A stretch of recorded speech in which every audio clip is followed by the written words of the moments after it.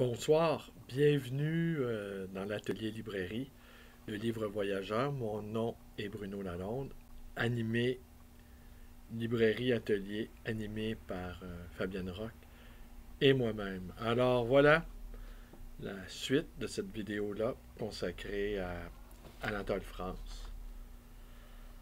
Et j'ai parcouru quelques blogs et j'ai pris quelques renseignements. Alors je vous donnerai les références après, à la conclusion de cette vidéo-là. Alors, je vais vous en donner une tout de suite. C'est tiré du blog Le Bibliomane moderne, animé par Bertrand Hugonard Roche. Et c'est une note sur la vente de la bibliothèque d'Anatole France, 15 ans après sa mort. Il a retrouvé le, le catalogue de vente, un petit catalogue dont il nous fait une description. On peut voir sur le blog le catalogue en question.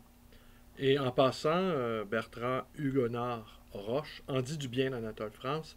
Et il y a un échange avec un de ses collègues libraires, également, qui tient un blog, j'ai cru comprendre, et où les deux se disent chagrinés par l'oubli injustifié dans lequel est Anatole France.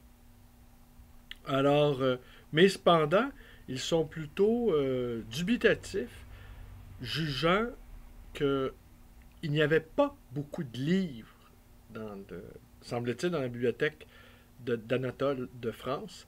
Et M.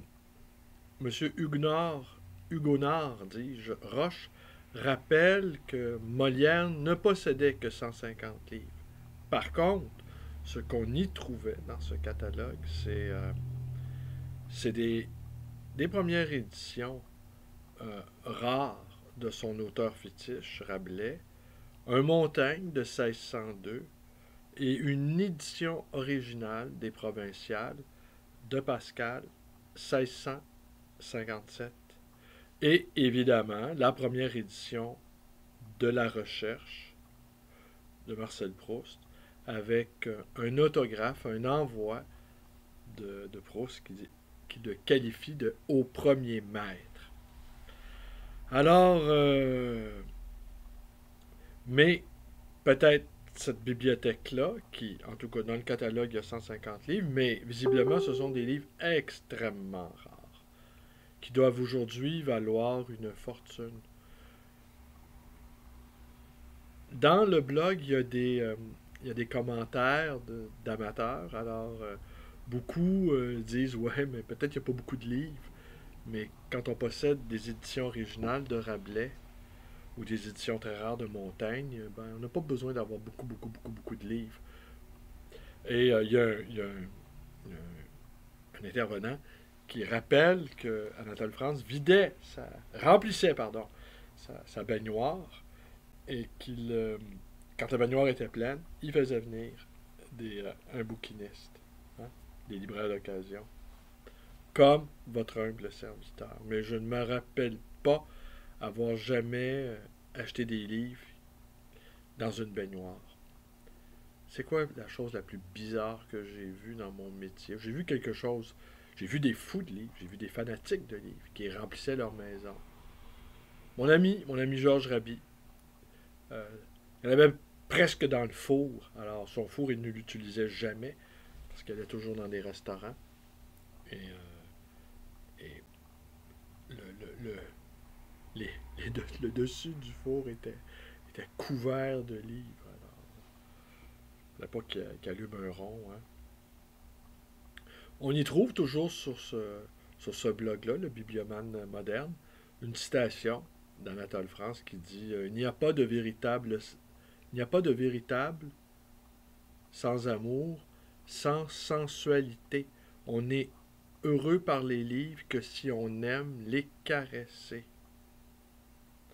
Alors, je vous invite à aller voir ce blog-là, le Bibliomane moderne. Alors après, je suis allé voir, je les donne tout de suite, les références. Je suis allé sur le site de l'hebdomadaire Marianne, l'édition du 8 juin 2016, dont le titre portait « L'écrivain le plus insulté de France ». Alors, ce qu'on dit, c'est que une partie de ce qui est curieux dans cette hostilité-là posthume, c'est qu'elle a débuté précisément à sa mort. Et qu'à cause de cela, précisément, eh bien, elle a entaché le souvenir, la mémoire d'Anatole France. Qu'au fond, c'est un cas unique de détestation qui a marqué d'une pierre noire la suite. On se rappelle, il rappelle que les surréalistes, Breton, Aragon, Soupeau, ont produit, ont créé, ont écrit un cadavre. Et dans les jours qui ont suivi la mort d'Anatole France. C'est peut-être une des raisons de... Maintenant, il est dans l'oubli. Hein. À ce que je sache, il n'y a plus personne qui se donne la peine de le haïr. Hein. Aujourd'hui, il est simplement dans les limbes. À part mes deux amoureux là, de livres que je vous ai cités en début de vidéo, j'ai tenté en vain, j'ai essayé en tout cas, de trouver des traces d'amateurs. Et j'en ai pas trouvé. Mais par contre, j'ai rencontré à ma librairie 2 jeunes qui m'en ont dit le plus grand bien.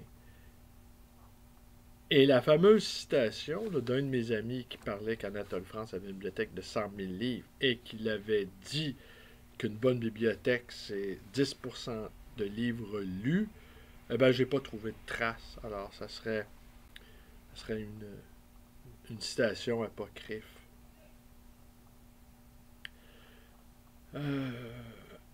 Je me rappelle également, toujours à ma librairie, d'avoir eu sur mes rayons Anatole France en pantoufles de Brousson, qui était son secrétaire, et qui là-dedans le portraiture en personnage aigriard, frileux, cancanier.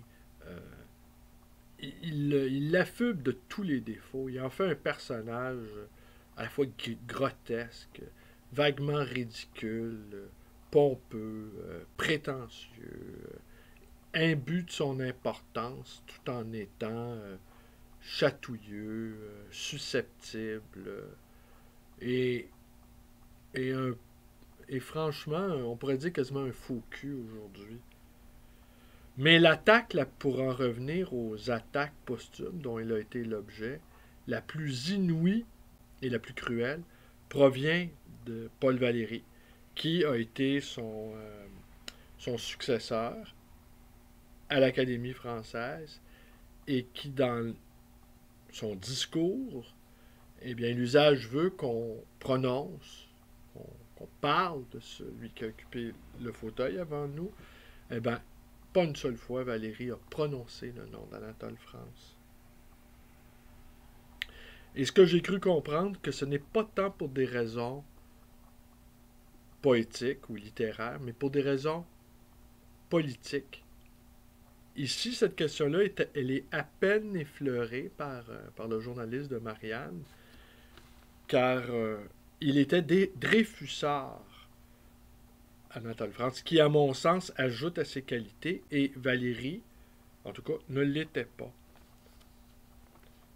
Toujours dans Anatole France en pantoufles, il fait dire c'est des conversations qu'il a pris la peine, en tout cas des supposées conversations qu'il a pris la peine de transcrire.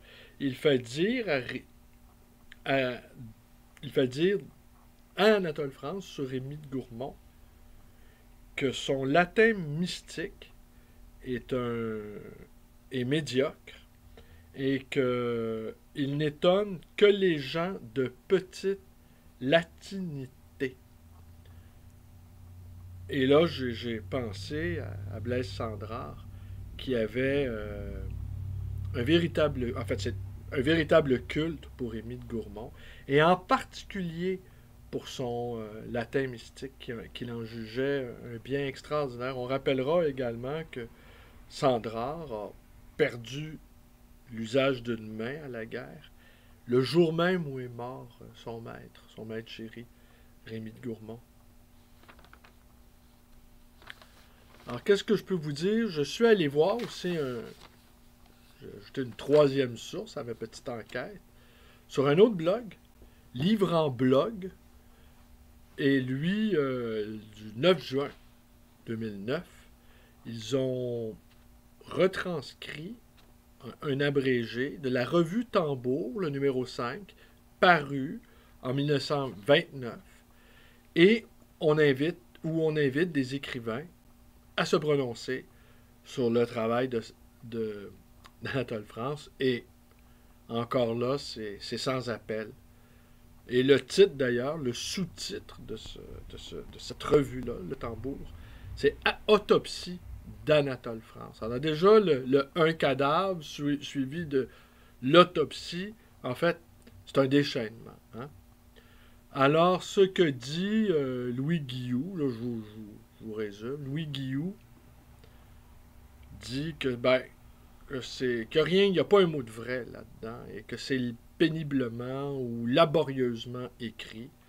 Paul Morand dit qu'il n'a jamais osé dire à quel point il détestait cet auteur-là pour ne pas que son père entre en colère.